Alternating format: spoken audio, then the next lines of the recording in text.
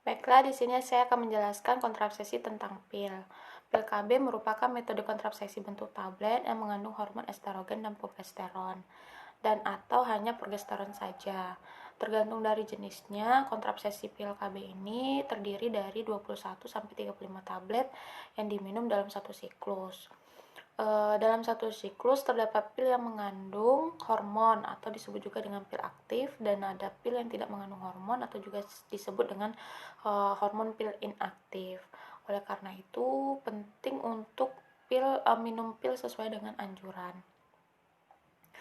Khusus untuk pil KB yang hanya mengandung hormon progesteron, seluruh pil di dalam satu siklus seluruhnya merupakan pil yang aktif. Pil kombinasi hormon estrogen dan progesteron mencegah terjadinya kehamilan dengan cara menghambat indung telur atau ovarium melepaskan sel telur serta mempertebal lapisan lendir di dalam leher rahim. Penebalan lendir di dalam leher rahim akan mencegah sperma untuk membuahi sel telur sehingga kehamilan dapat dicegah. Sedangkan pil yang hanya mengandung hormon progesteron, selain menebalkan lendir leher rahim, juga akan menipiskan dinding dalam rahim. Jika lapisan dinding rahim tipis, sel telur yang dibuahi oleh sperma akan sulit untuk menempel dan tertanam dalam lapisan tersebut, sehingga tidak akan terjadi kehamilan.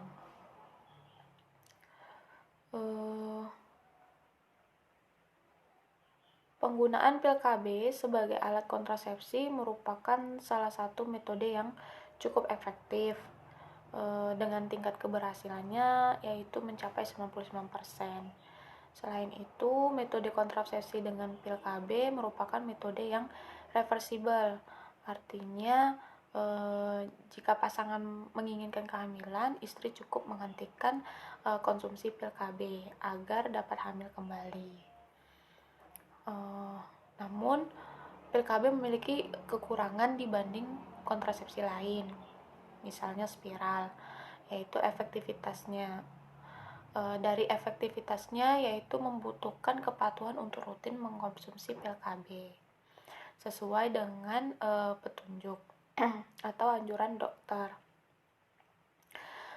Jenis-jenis pil KB sendiri terdapat 2 jenis pil KB, yaitu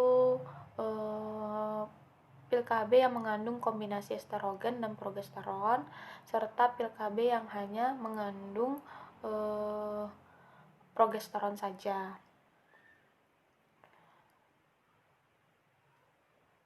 Pil KB yang mengandung kombinasi estrogen dan progesteron dapat dibedakan menjadi 3 kelompok, yaitu yang pertama pil KB monofasik atau pil KB yang mengandung kadar hormon estrogen dan progesteron yang konstan untuk setiap pilnya aktifnya dalam satu siklus penggunaan pil KB. Terus yang kedua yaitu pil KB bifasik. Pil KB bifasik ini mengandung kadar hormon estrogen dan hormon progesteron, namun terdapat perubahan isi hormon pada setengah siklus pil aktifnya. Terus yang ketiga yaitu pil KB trifasik atau pil KB trifasik ini mengandung kadar hormon estrogen dan progesteron yang mengalami peningkatan di dalam pil KB yang hanya dikonsumsi pada sepertiga periode kedua dan sepertiga periode ketiga penggunaan pil KB tersebut. Lalu yang keempat itu ada pil KB tetrafasik. Pil KB tetrafasik itu mengandung kadar hormon estrogen dan progesteron dengan fase perubahan isi hormon pada pil aktifnya. Adapun jenis-jenis dari pil KB campuran sendiri itu yaitu adalah untuk etinilestradiol dan levonorgestrel KB atau disebut dengan KB andalan. Ada juga yang Mileva, Sikloginon, pil KB 1 kombinasi, Planat, Sinangion, pil CAP atau Planotap yang sering digunakan, dan Precordiol 30 KB, Novadiol, serta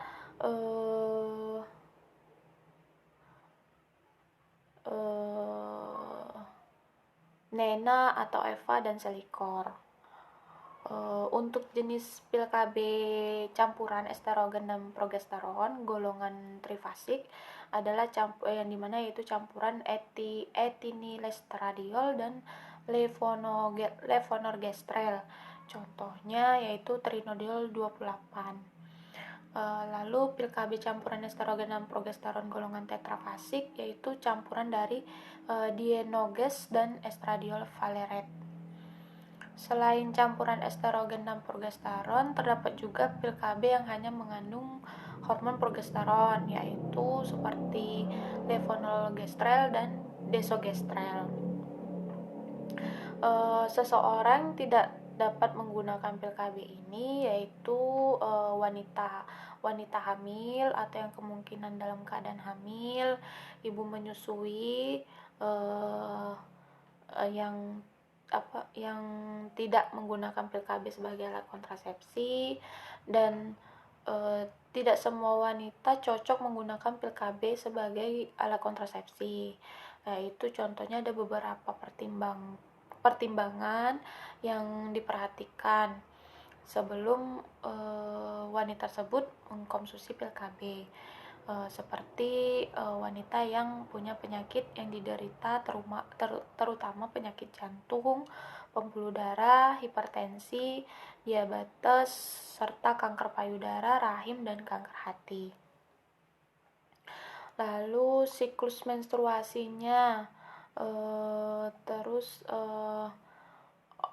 obat-obatan yang sedang dikonsumsi, terus wanita yang pil KB sendiri tidak dapat melindungi dari infeksi EMS menular, sehingga dianjurkan untuk menggunakan kondom saat berhubungan seksual bila beresiko tertular infeksi menular seksual. Lalu pil KB tidak boleh digunakan oleh wanita yang berusia di atas 35 tahun atau memiliki kebiasaan merokok lebih, karena beresiko mengalami penyakit jantung bila menggunakan pil KB sebagai alat kontrasepsi. Lalu jika pil KB tersebut lupa minum pil KB, segeralah minum pil KB ketika teringat. Jika lupa meminum 2 dosis pil KB, dapat menggandakan dosis pil KB yang terlupa, kemudian meminum pil KB dosis berikutnya pada jam sesuai jadwal regular. Lalu untuk berjaga-jaga ketika meminum pil KB, dianjurkan menggunakan kondom pada saat melakukan hubungan seksual. Setidaknya selama 9 hari berikutnya setelah lupa meminum pil KB. Jika lupa mengkonsumsi pil KB sebanyak 3 kali berturut-turut, hendaknya segera menghubungi dokter untuk mendapatkan arahan.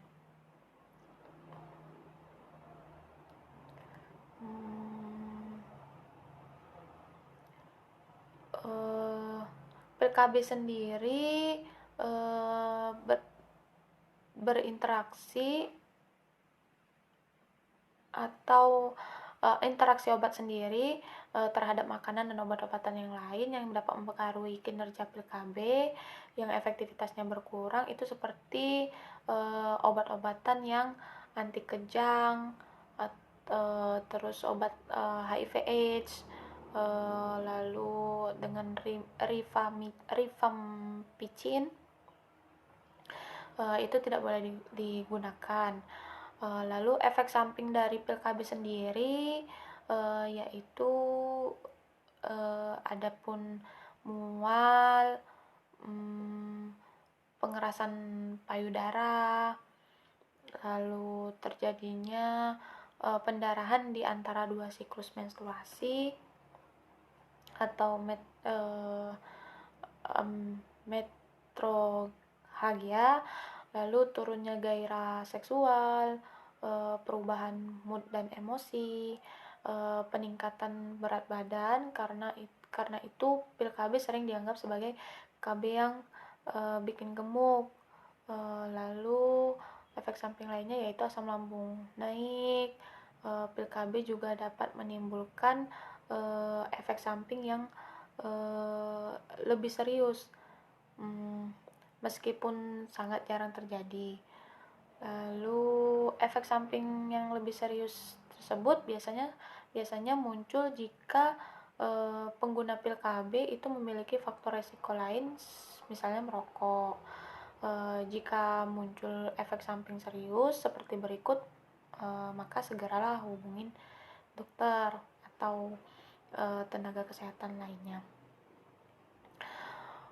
Terus efek samping lain ada juga gangguan penglihatan, lalu terjadinya pembekakan dan nyeri pada tungkai.